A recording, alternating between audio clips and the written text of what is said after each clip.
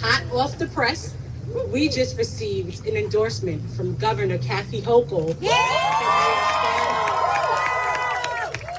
This is huge. Congratulations, Mayor. And her quote reads, "There is no bigger champion for the city of Yonkers and its residents than Mayor Mike Spano." Mayor Spano is a true partner in the fight for progress, and he understands the importance and responsibility of investing in infrastructure and revitalizing our downtown communities. I am proud to endorse Mike Spano in his re-election campaign, and I remain committed to working with Mayor Spano as he continues to lead Yonkers forward to a brighter future as one of the safest cities of its size. Yes! Congratulations. Endorsement, hot off the press, from Governor Kathy Hochul. Powerful special forces trick turns men into beasts. People are melting. Ready wins. Fatality. Good evening, folks. I'm Freddie Vasquez. This is Basement Politics Unfiltered. You're watching Basement Politics with my dad, Freddie Vasquez. Ready wins. Fatality. Good evening, folks. Happy Sunday. Tomorrow is the last day of school for our kids in the Yonkers Public School. Parents, are you ready? I'm excited because we're still having a summer program. I know you may be watching Child Care Council of Westchester.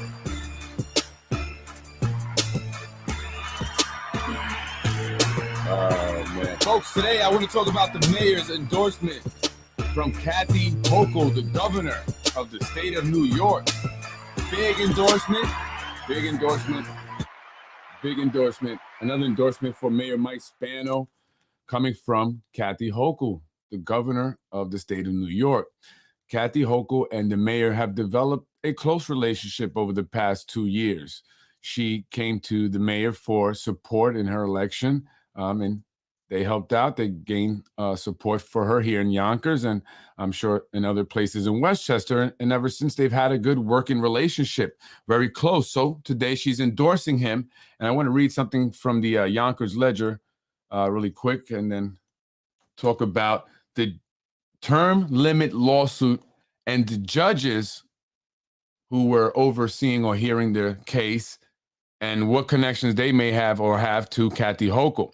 The governor of the state of New York, Kathy Hochul, endorsed Yonkers Mayor Mike Spano for re-election on Sunday, June 25th. Kathy Hochul became the first female governor in the state's history after replacing Andrew Cuomo in 2021. Cuomo had resigned over accusations of sexual assault and witnessed intimidation.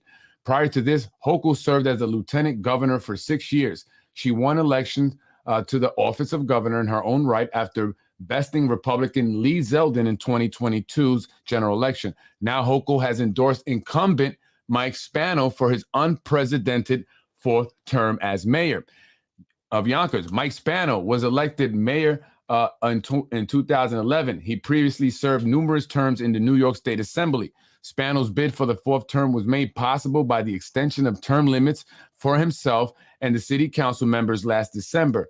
This endorsement adds to the pile of existing name-worthy politicians and organizations like Ken Jenkins and the Yonkers Benevolence Association, the PBA, that have endorsed Spano. And I've said that. This is just another one of the big endorsements. Very recently, Ken Jenkins had endorsed Mike Spano for re-election. There's no bigger champion for the city of Yonkers and the residents than Mayor Mike Spano, said Kathy Hochul. Spano thanked the governor for her endorsement, saying Governor Hochul's endorsement is a testament to our shared vision for a thriving, inclusive, and prosperous Yonkers. Typically, such an endorsement would be excessive and unnecessary, but this year, Spano is pulling out all the stops, and I've said this, they're sparing no expense. He's being challenged in the Democratic primary by Yonkers public school educator Margaret Fountain Coleman, and city council member of the 2nd District, Corazon Pineda Isaac. Despite outspending each candidate tenfold and flexing all of his incumbent muscle, negative press about the self-serving term limit extensions and nepotism throughout his administration appear to have the mayor taking no chances. In 2019, Spano defeated his 2 opponents, both also women of color, by a jaw-dropping amount. And that outcome may repeat itself in 2023. But it is clear that Spano is spending a fortune and calling in every favor to ensure he continues to be the head of Yonkers government. So, did Spano call in a favor in regards to the term limit extension lawsuit case? Some people are questioning that. They're saying that a couple of judges were appointed by Kathy Hochul. Let's take a look at this.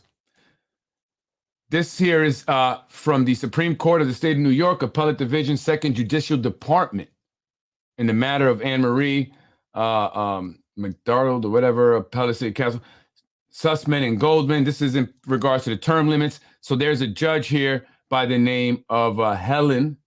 I don't know how to pronounce her last name. Volusius, well, something. Here you go. Up here, Helen Valsinas. And I believe Paul Wooten also. The Dominican Bar Association statement on the historic appointment of Justice Helen Valsinas. And maybe that's why a lot of Dominicans are also supporting Mayor Spano, right? There's a lot of Dominican connections there. So could that have played a role in the term limit extension case being upheld by the Supreme Court? Did Mayor Spano or his people call in a favor to Kathy Hochul, who appointed these 2 judges? I don't know. That's what some people are saying. So I'm just mentioning it. I don't know. This is just what I'm hearing now. Let me pull up something else that was posted on here. What do you guys think? But he's got a lot of big endorsements, Ken Jenkins being one of them. There you go there. Some people are saying that there's an agenda Ken Jenkins has. What is he going to get for endorsing Mayor Mike Spano? Could it be that maybe Ken Jenkins does not want to endorse Corazon? I don't know. Was there a relationship before with Ken Jenkins and Corazon Pineda Isaac? Would he have a reason to support or endorse another candidate besides Mayor Mike Spano?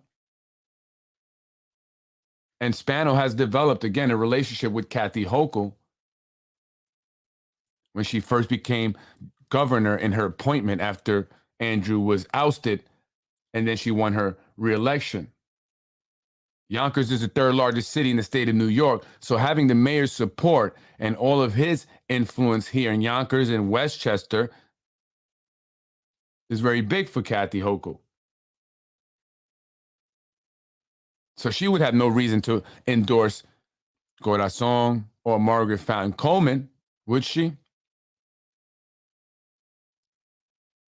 And again, what about Ken Jenkins? Should he have endorsed Margaret Fountain Coleman because they're both black? I don't know. Just wondering. A lot of people upset. More reason to vote Republican. I believe that Mayor Mike Spano is going to win. I believe it's going to be Anthony Moranti. And I'm just being honest. A lot of people are, I've heard that Margaret Coleman will be 2nd runner-up in the primaries, that she will actually get more votes than Corazon Pineda Isaac. I don't know. I don't see that necessarily. But listen, I thought Donald Trump would lose in the election, and he won. Then I thought he was going to win again, and he lost. So I'm not the guy to be asking. But based on just what I see, so here's some more information. Justin Wan is the daughter of Chinese immigrants and has lived in Brooklyn for the last 22 years. On May 25th, 2022, Governor Hochul appointed Justice Wan to the Appellate Division 2nd Department. She's the first Asian American woman to be appointed to the Appellate Division of State of New York. And so, again, she was also one of the Supreme Court justices on the case. Lillian Wan. Where do you think? There's something there? Or is this just all a conspiracy? There was some other stuff that was posted as well.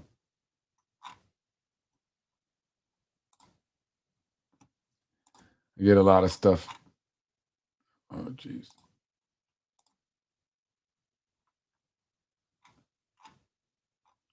Who else? Who else?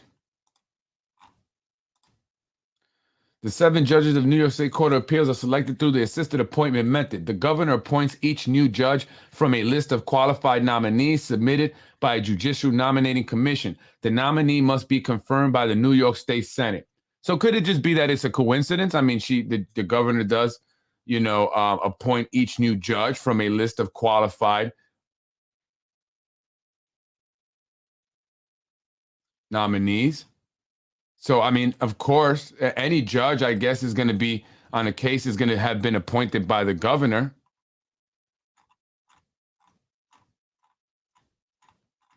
What do you think? So will it be these 2 gentlemen facing off in the general election? Anthony Moranti, the Republican, who seems to be getting, from my point of view, he's getting a lot more support than any other candidate outside of Mayor Spano. Obviously, I see a lot of people supporting Spano. You could say, well, they have something to gain or they're city employees, but they're supporting. But outside of that, I see mostly support for Anthony Moranti.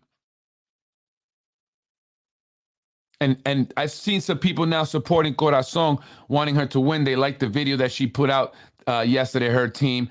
But some of these individuals were not so positive or willing to support Corazon in the beginning. Basically saying, well, she was a part of the, the whole whatever was going on there. She voted along with the mayor every time. She, helped appoint Vinny Spano to city clerk. All right. She's taken advantage of the city cars. She's had the tickets and, crashing the vehicles. But so has Shanae Williams. Shanae Williams actually got the city sued over an accident that she got into with her city vehicle. So when I saw her making a comment, I thought that was very interesting of her to do that. So what do you think, folks? I don't know. Again, I think it's going to be Anthony Moranti and Mayor Mike Spano in the general election. Christopher Johnson and Shatika Parker, I had a picture of Johnson over here. They were over at the, there goes Johnson. They were over at the Riverfront Library today. I think it was a get out to vote thing. It was hot today. You guys, they were out there for a while.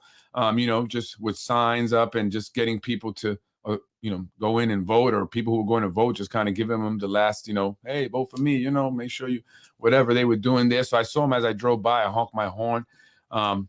They're out there. I didn't see Corazon out there. I don't know if Margaret, maybe she was out there. Maybe Margaret Coleman Fountain also was out there. I didn't see her, though. This is an endorsement for Chris Johnson. He was given an endorsement by a pastor. Not sure who the gentleman is. However, I apologize. Right. As a man of faith and a servant of God, this is Christopher Johnson, it is my honor and pleasure to extend my heartfelt endorsement. Oh, no, this is the guy talking. To Christopher Johnson. I'm speaking from my heart, expressing my personal views. I'm proud to support Chris, a legislator who has proven his dedication to serving our community. Chris embodies the values that we, the people of Westchester, hold dear. Throughout his tenure, Chris has demonstrated an unwavering commitment to improving the lives of Yonkers residents. He has consistently championed the rights of the working class, children, people of color, immigrants, and the formerly incarcerated. Chris' work has led to the significant legislative victories, such as enhancing equity in co-op housing, banning gun shows on county property. That I don't like that, Chris. And prohibiting conversion therapy, among others. There's people out there that are actually, law-abiding citizens that own guns legally. Yet what sets Chris apart is his resolve to lead with positivity, even in the face of a bitter political contest. He's run his campaign with grace and respect, and his action bears witness to the belief that politics does not have to be a realm of hatred, lies, and distortions.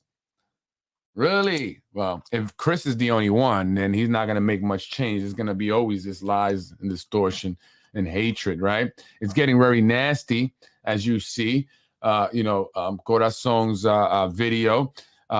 about the nepotism was not accepted well by the other team.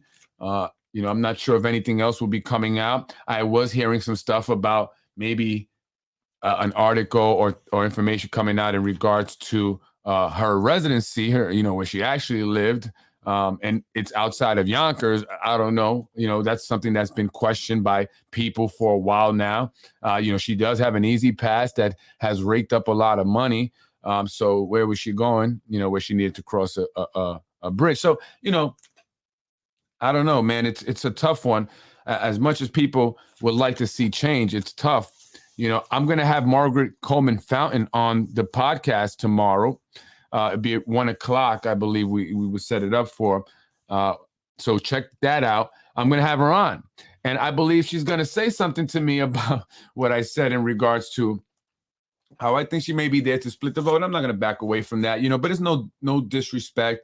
I have a lot of respect for Margaret Coleman, Reverend Margaret Coleman, and her husband, Frank Coleman, the president of the Yonkers NAACP. Just as human beings, as people, have respect for them, not necessarily in their title, but that as well. I'm just saying, but just as a human, and a person. And, and so I look forward to that. I think that's going to be interesting.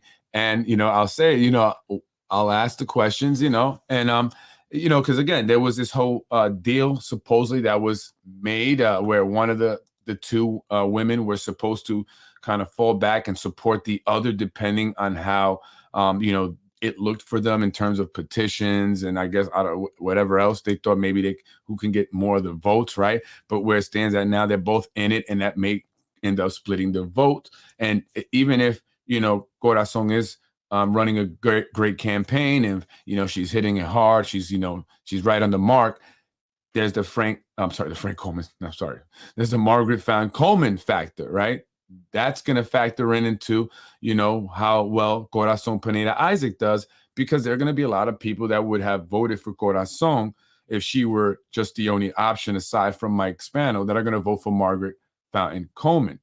And so that's why I'm wondering, is that what's the point? But hey, she'll be on the show. She can, kind of set the record straight, and then also discuss in detail, some of the issues that she sees here in the city of Yonkers, and also what she intends on doing, right? What are her plans? How does she intend on going about addressing the issues that we have? The very pressing issues, one of them being education, and that's something that I agree with on her. She's also been talking about safety here in the city of Yonkers, and the Governor Kent reiterated that Yonkers is the safest big city.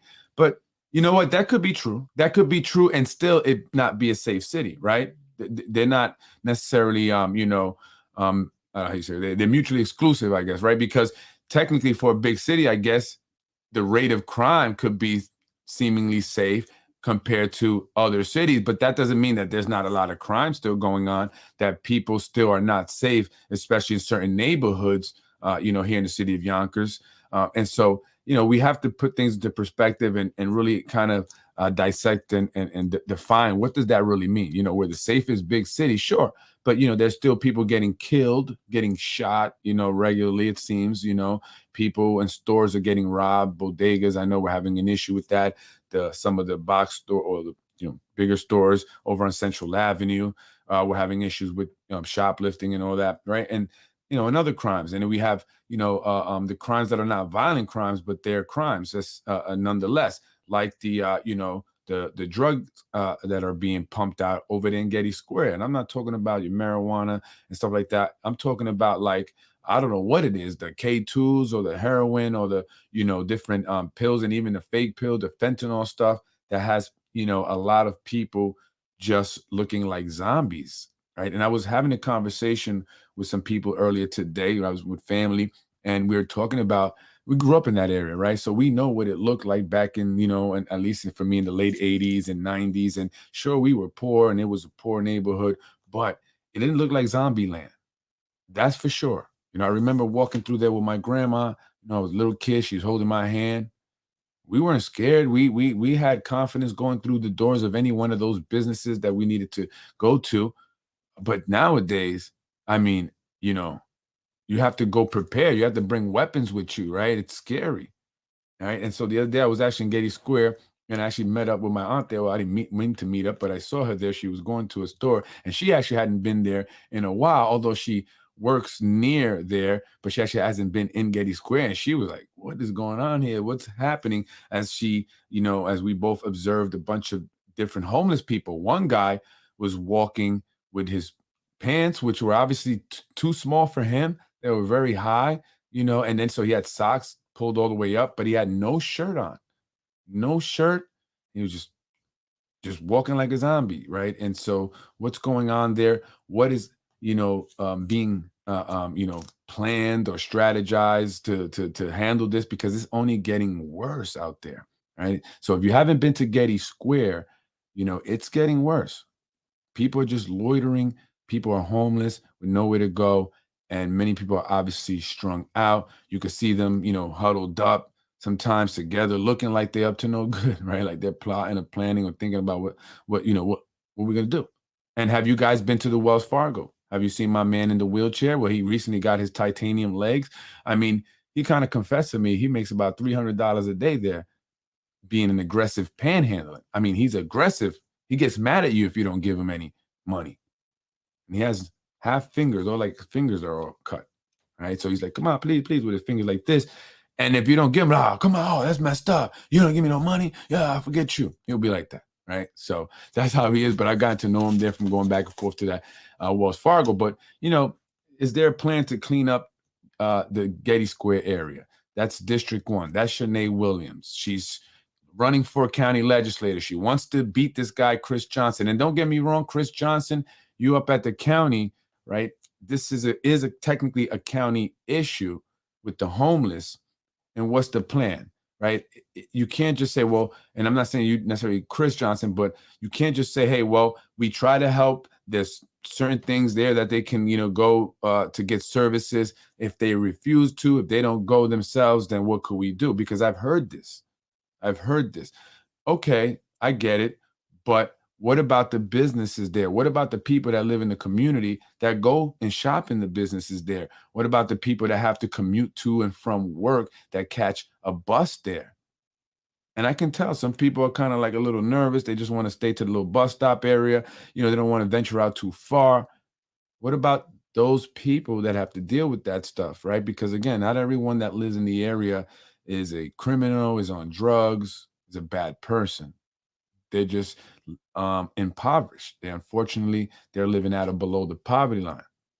Or now you have people that are at the luxury developments also that actually kind of mingle in with all that stuff, right? I mean, you can see panhandling kind of going all along Main Street there, right down to the waterfront. So, what about those guys? Don't you guys care about them? Those are, so what's gonna go on? I don't know. I just think that that's something that needs to be addressed.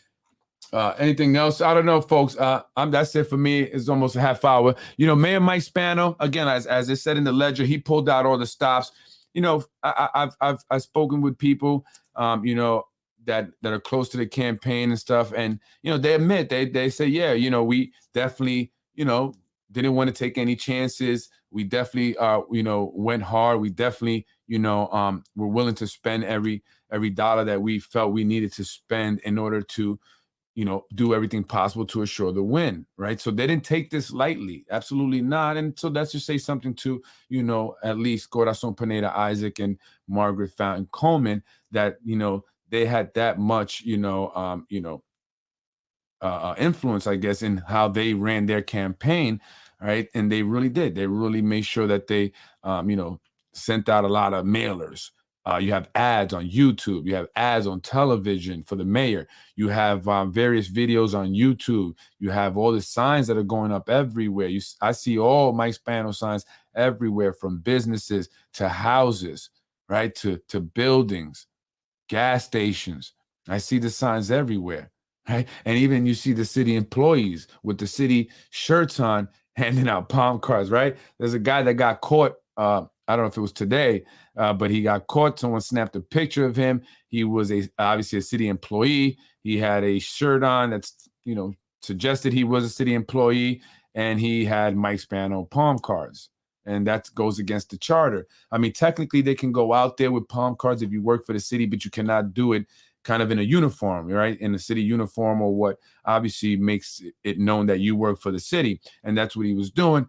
And I don't know what the deal was. I see the picture, but then there's like a bunch of palm cards underneath the garbage can. So was he like trying to hide them?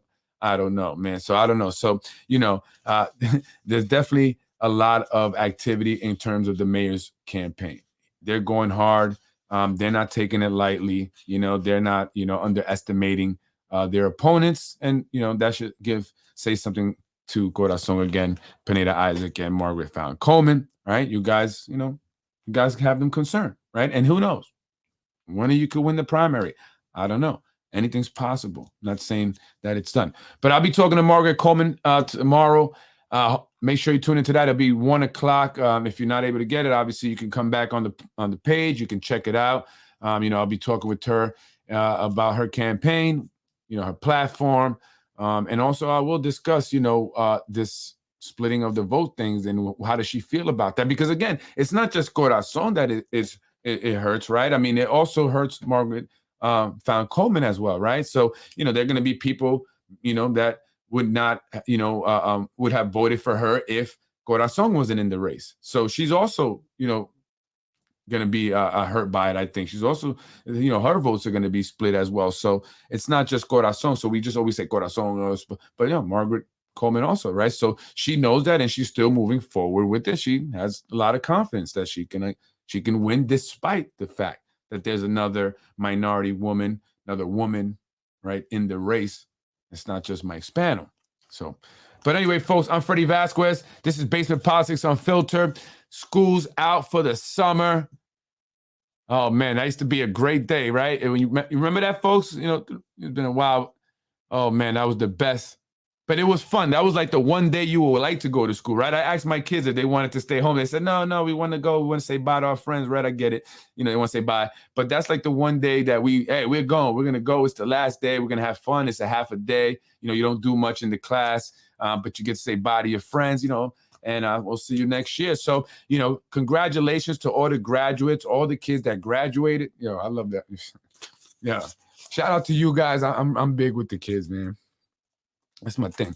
Congratulations to you guys. Shout out to all the kids. Have a safe summer. And I hope that I can, provide a space this summer for the teens. If I do that, I will definitely announce it. And if I do, parents, please make sure you have a teenager. You come check us out. I'm Freddie Vasquez. This is Basement Politics. Have a beautiful week. Be safe. God bless. I love you guys. I'll see you next time. Take care. I'm out of here.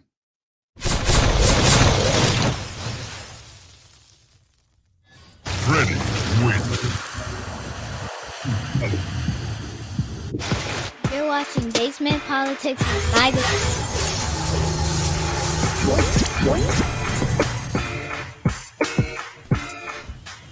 You're watching Basement Politics with my dad, Freddie Vasquez.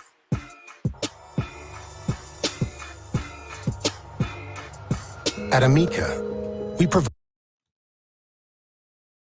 Freddie wins.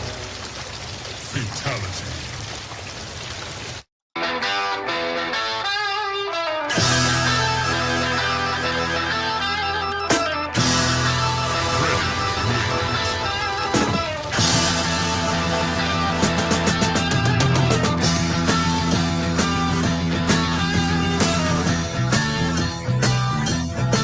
Well, we got no choice.